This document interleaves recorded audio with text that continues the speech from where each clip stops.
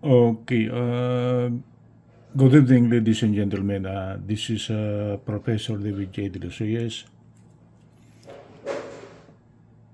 I just want to show you in actuality that the terminals going to the speakers of receivers,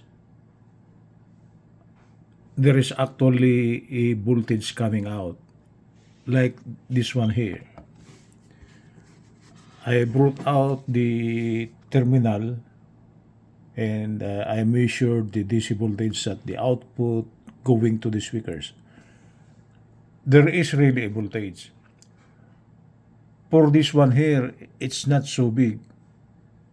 Okay? But sometimes this voltage is very big. Okay? If the voltage is very big, maybe more than 1, 2, 3, or 5, it depends on how the receiver is designed to output a sound.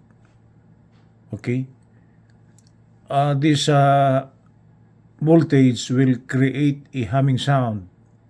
It's just like a little distortion when it passes through the voice coil of speaker.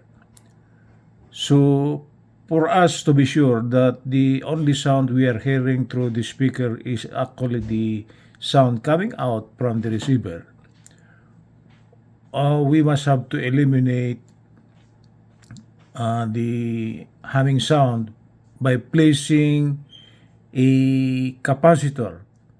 For me, I usually use a filter capacitor between this plus terminal going to the plus terminal of the speaker, because I usually a DC voltage could not jump at an electrolytic capacitor going to the right terminal of the speaker.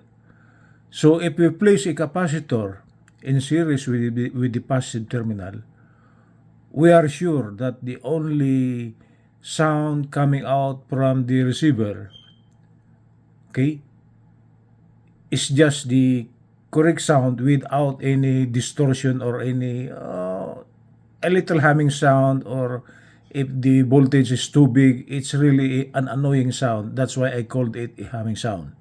So to filter out the noise due to this high voltage at the terminals of the receiver, okay, we place an electrolytic capacitor. Okay, I hope this will clear all things for those who are telling that placing a filter capacitor between the plus and minus terminals to eliminate humming sound will be put to rest. Okay, good evening from Los Angeles. This is Professor David J. De Los Reyes.